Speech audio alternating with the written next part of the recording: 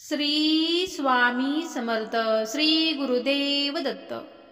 प्रेमळ स्वामी भक्तांनो, आज आपण ओम नमो भगवते अक्कलकोट निवासी श्री स्वामी समर्थाय नमः या मंत्राचे श्रवण करणार आहोत.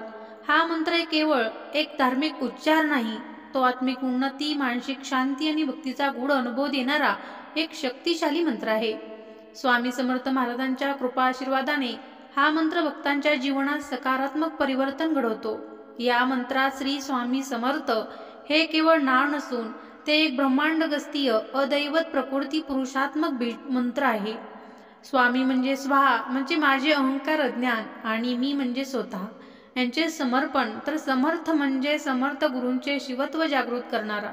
या मंत्राच्या जपामुळे आत्मज्ञान, चित्तशुद्धीकरण आणि अंतकरणातील अहंभावाचा नाश होतो. नियमित जप केल्याने मन शांती प्राप्त होते आणि आत्मविश्वास वाढतो. भिवू नकोस, मी तुझ्या पाठीशी आहे. या स्वामींच्या आश्वासनामुळे भक्तांना संकटांमध्ये धैर्य प्राप्त होते. श्रद्धेने आणि भक्तिभावाने केलेल्या जपामुळे इच्छित फलप्राप्ती होते.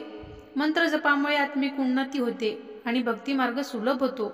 मन शांतीमुळे शारीरिक आरोग्यावर सकारात्मक परिणाम होतो. शांत आणि स्वच्छ वातावरणात बसून जप करावा. रुद्राक्ष किंवा तुलसीच्या मालेने 108 वेळा जप करणे शुभ मानले जाते. दररोज ठराविक वेळेत जप केल्यास अधिक लाभ होतो. मनात श्रद्धा आणि भक्तिभाव ठेवून जप करावा. चला तर मग या मंत्राची अनुभूती आलेली कथा आपण श्रवण करूयात. सविता नावाची एक गृहिणी तिच्या घरातल्या दैनंदिन आयुष्याच्या ताणतणावात त्रस्त होती. तिच्या मुलाचा अभ्यास नीट होत नव्हता. आर्थिक परिस्थिती ही चिंतेची. ती खूप काळ चिंता करत राहिली, पण काहीच बदल झाला नाही. एक दिवस एका सल्लागारांनी तिला ओम नमो भगवते अक्कलकोट निवासी श्री स्वामी समर्थाय नमः हा मंत्र जपायला सांगितला. त्यांनी सांगितले, साष्टांग भक्ती आणि छोट्या काळातील निरंतर जपातून देवाचा आशीर्वाद अनुभवता येतो. भिवू नकोस, मी तुझ्या पाठीशी आहे. सविताने दिवसातून फक्त 7 ते 10 मिनिटे हा मंत्र जपायला सुरुवात केली. काही दिवसातच तिला मनोमन एक शांतता जाणवू लागली. भीती कमी झाली, मनात आत्मबल वाढलं. तिने मेहनतीने सातत्य ठेवलं. काही आठवड्यात घरात अचानक नातेवाईकांकडून मदत मिळाली. मुलाच्या अभ्यासात सुधारणा झाली आणि आर्थिक भागात हलकी स्थिरता आली. तिला वाटू लागलं, कुणीतरी आहे जे मला साथ देत आहे. याच काळात तिने मी तुझ्या पाठीशी आहे या स्वामींच्या वचनाचा अर्थ जाणून लागला. एक अदृश्य शक्ती समोर उभी आहे. या अनुभवातून तिने स्वामी समर्थांनी खरंच साथ दिली. चला तर मग या अनुभवाची अनुभूती तुम्हाला घ्यायची असेल तर हा व्हिडिओ नक्की शेवटपर्यंत पहा. ओम नमो भगवते मंत्र जपूया. मन शांती, आत्मबल आणि संकटांमधून मुक्ती मिळवूया. काळजी नको, मी तुझ्या पाठीशी आहे. साधना आणि कथा आवडल्यास सबस्क्राईब करा. दररोज नवीन कथा आणि मंत्राचा शक्तिशाली अनुभव मिळेल. आपल्या जीवनात भक्ती आणि मानसिक सुख आणण्यासाठी ओम नमो भगवते मंत्राचा जप सोपा, परिणामकारक आणि प्रभावी आहे. या प्रवासात तुम्हाला कसे आत्मबल, शांती आणि आशीर्वाद मिळाला ते जाणून घेऊया. पुढील कथा व मंत्र अनुभवण्यासाठी सबस्क्राईब करा. चला तर मग या मंत्राला सुरुवात करूया. व्हिडिओ शेवटपर्यंत स्किप न करता पहा. व्हिडिओ मधून सोडून जाण्याची भूल करू नका. स्वामी कृपा, दत्त कृपा तुम्हाला लाभल्याशिवाय राहणार नाही. ओम नमो भगवते अक्कलकोट निवासी श्री स्वामी समर्थाय नमः. ओम नमो भगवते अक्कलकोट निवासी श्री स्वामी समर्थाय नमः. ओम नमो भगवते अक्कलकोट निवासी श्री स्वामी समर्थाय नमः. ओम नमो भगवते अक्कलकोट निवासी श्री स्वामी समर्थाय नमः. ओम नमो भगवते अक्कलकोट निवासी श्री स्वामी समर्थाय नमः. ओम नमो भगवते अक्कलकोट निवासी श्री स्वामी समर्थाय नमः. ओम नमो भगवते अक्कलकोट निवासी श्री स्वामी समर्थाय नमः. ओम नमो भगवते अक्कलकोट निवासी श्री स्वामी समर्थाय नमः। ओम नमो भगवते अक्कलकोट निवासी श्री स्वामी समर्थाय नमः। ओम नमो भगवते अक्कलकोट निवासी श्री स्वामी समर्थाय नमः। ओम नमो भगवते अक्कलकोट निवासी श्री स्वामी समर्थाय नमः। ओम नमो भगवते अक्कलकोट निवासी श्री स्वामी समर्थाय नमः। ओम नमो भगवते अक्कलकोट निवासी श्री स्वामी समर्थाय नमः। ओम नमो भगवते अक्कलकोट निवासी श्री स्वामी समर्थाय नमः। ओम नमो भगवते अक्कलकोट निवासी श्री स्वामी समर्थाय नमः। ओम नमो भगवते अक्कलकोट निवासी श्री स्वामी समर्थाय नमः। ओम नमो भगवते अक्कलकोट निवासी श्री स्वामी समर्थाय नमः। ओम नमो भगवते अक्कलकोट निवासी श्री स्वामी समर्थाय नमः। ओम नमो भगवते अक्कलकोट निवासी श्री स्वामी समर्थाय नमः। ओम नमो भगवते अक्कलकोट निवासी श्री स्वामी समर्थाय नमः। ओम नमो भगवते अक्कलकोट निवासी श्री स्वामी समर्थाय नमः। ओम नमो भगवते अक्कलकोट निवासी श्री स्वामी समर्थाय नमः। ओम नमो भगवते अक्कलकोट निवासी श्री स्वामी समर्थाय नमः। ओम नमो भगवते अक्कलकोट निवासी श्री स्वामी समर्थाय नमः। ओम नमो भगवते अक्कलकोट निवासी श्री स्वामी समर्थाय नमः। ओम नमो भगवते अक्कलकोट निवासी श्री स्वामी समर्थाय नमः। ओम नमो भगवते अक्कलकोट निवासी श्री स्वामी समर्थाय नमः। ओम नमो भगवते अक्कलकोट निवासी श्री स्वामी समर्थाय नमः। ओम नमो भगवते अक्कलकोट निवासी श्री स्वामी समर्थाय नमः। ओम नमो भगवते अक्कलकोट निवासी श्री स्वामी समर्थाय नमः। ओम नमो भगवते अक्कलकोट निवासी श्री स्वामी समर्थाय नमः।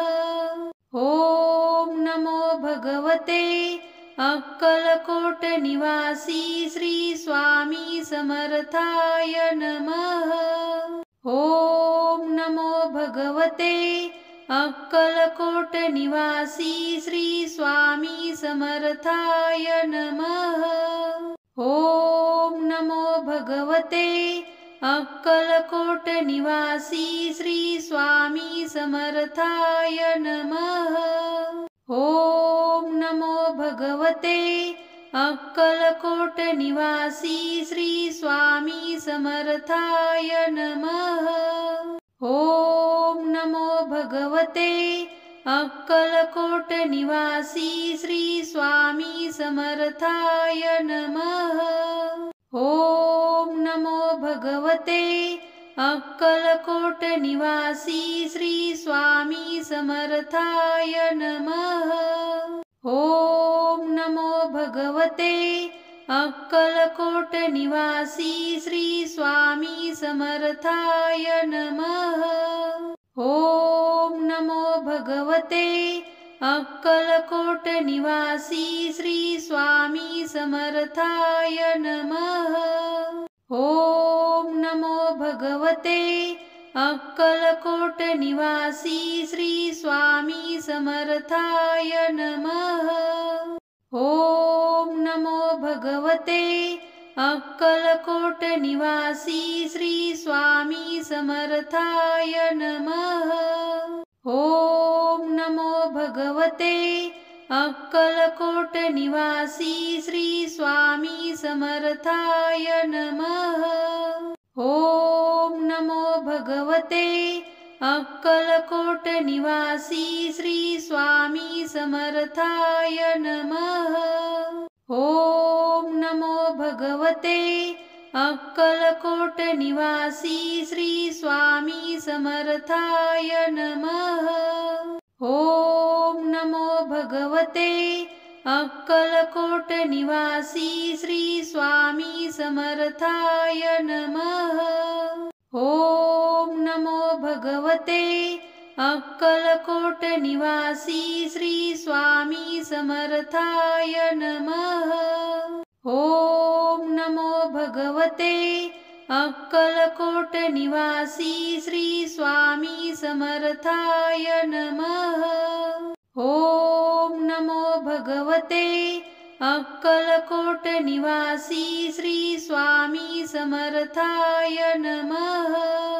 ओम नमो भगवते अक्कलकोट निवासी श्री स्वामी समर्थाय नमः। ओम नमो भगवते अक्कलकोट निवासी श्री स्वामी समर्थाय नमः। ओम नमो भगवते अक्कलकोट निवासी श्री स्वामी समर्थाय नमः। ओम नमो भगवते अक्कलकोट निवासी श्री स्वामी समर्थाय नमः। ओम नमो भगवते अक्कलकोट निवासी श्री स्वामी समर्थाय नमः। ओम नमो भगवते अक्कलकोट निवासी श्री स्वामी समर्थाय नमः। ओम नमो भगवते अक्कलकोट निवासी श्री स्वामी समर्थाय नमः। ओम नमो भगवते अक्कलकोट निवासी श्री स्वामी समर्थाय नमः। ओम नमो भगवते अक्कलकोट निवासी श्री स्वामी समर्थाय नमः। ओम नमो भगवते अक्कलकोट निवासी श्री स्वामी समर्थाय नमः। ओम नमो भगवते अक्कलकोट निवासी श्री स्वामी समर्थाय नमः। ओम नमो भगवते अक्कलकोट निवासी श्री स्वामी समर्थाय नमः। ओम नमो भगवते अक्कलकोट निवासी श्री स्वामी समर्थाय नमः। ओम नमो भगवते अक्कलकोट निवासी श्री स्वामी समर्थाय नमः। ओम नमो भगवते अक्कलकोट निवासी श्री स्वामी समर्थाय नमः। ओम नमो भगवते अक्कलकोट निवासी श्री स्वामी समर्थाय नमः। ओम नमो भगवते अक्कलकोट निवासी श्री स्वामी समर्थाय नमः। ओम नमो भगवते अक्कलकोट निवासी श्री स्वामी समर्थाय नमः। ओम नमो भगवते अक्कलकोट निवासी श्री स्वामी समर्थाय नमः। ओम नमो भगवते अक्कलकोट निवासी श्री स्वामी समर्थाय नमः। ओम नमो भगवते अक्कलकोट निवासी श्री स्वामी समर्थाय नमः। ओम नमो भगवते अक्कलकोट निवासी श्री स्वामी समर्थाय नमः। ओम नमो भगवते अक्कलकोट निवासी श्री स्वामी समर्थाय नमः। ओम नमो भगवते अक्कलकोट निवासी श्री स्वामी समर्थाय नमः। ओम नमो भगवते अक्कलकोट निवासी श्री स्वामी समर्थाय नमः। ओम नमो भगवते अक्कलकोट निवासी श्री स्वामी समर्थाय नमः। ओम नमो भगवते अक्कलकोट निवासी श्री स्वामी समर्थाय नमः। ओम नमो भगवते अक्कलकोट निवासी श्री स्वामी समर्थाय नमः। ओम नमो भगवते अक्कलकोट निवासी श्री स्वामी समर्थाय नमः। ओम नमो भगवते अक्कलकोट निवासी श्री स्वामी समर्थाय नमः। ओम नमो भगवते अक्कलकोट निवासी श्री स्वामी समर्थाय नमः। ओम नमो भगवते अक्कलकोट निवासी श्री स्वामी समर्थाय नमः। ओम नमो भगवते अक्कलकोट निवासी श्री स्वामी समर्थाय नमः। ओम नमो भगवते अक्कलकोट निवासी श्री स्वामी समर्थाय नमः। ओम नमो भगवते अक्कलकोट निवासी श्री स्वामी समर्थाय नमः। ओम नमो भगवते अक्कलकोट निवासी श्री स्वामी समर्थाय नमः। ओम नमो भगवते अक्कलकोट निवासी श्री स्वामी समर्थाय नमः। ओम नमो भगवते अक्कलकोट निवासी श्री स्वामी समर्थाय नमः। ओम नमो भगवते अक्कलकोट निवासी श्री स्वामी समर्थाय नमः। ओम नमो भगवते अक्कलकोट निवासी श्री स्वामी समर्थाय नमः। ओम नमो भगवते अक्कलकोट निवासी श्री स्वामी समर्थाय नमः। ओम नमो भगवते अक्कलकोट निवासी श्री स्वामी समर्थाय नमः। ओम नमो भगवते अक्कलकोट निवासी श्री स्वामी समर्थाय नमः।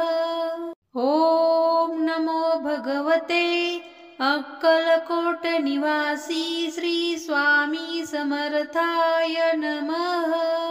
ओम नमो भगवते अक्कलकोट निवासी श्री स्वामी समर्थाय नमः। ओम नमो भगवते अक्कलकोट निवासी श्री स्वामी समर्थाय नमः। ओम नमो भगवते अक्कलकोट निवासी श्री स्वामी समर्थाय नमः। ओम नमो भगवते अक्कलकोट निवासी श्री स्वामी समर्थाय नमः।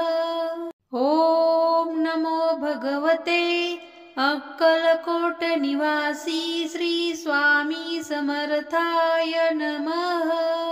ओम नमो भगवते अक्कलकोट निवासी श्री स्वामी समर्थाय नमः।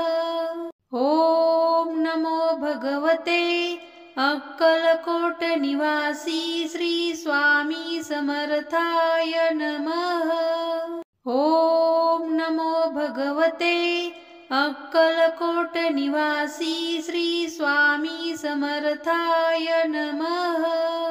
ओम नमो भगवते अक्कलकोट निवासी श्री स्वामी समर्थाय नमः।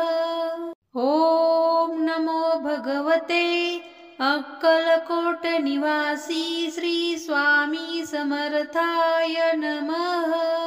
ओम नमो भगवते अक्कलकोट निवासी श्री स्वामी समर्थाय नमः।